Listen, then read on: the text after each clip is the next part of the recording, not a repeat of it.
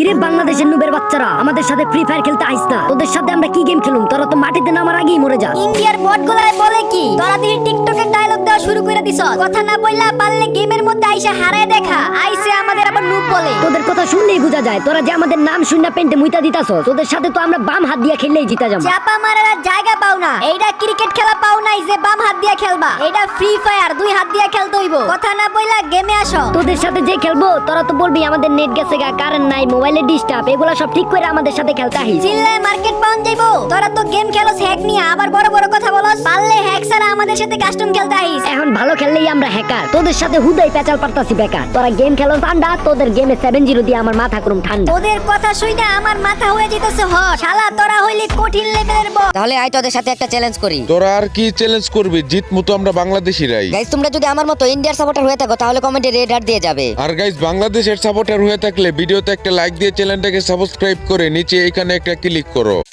তো গাইস ইন্ডিয়াতে ফ্রি ফায়ারে কত বেশি আছে, আপনারা যদি দেখতে পান তাহলে বেশি বেশি করে শেয়ার করুন।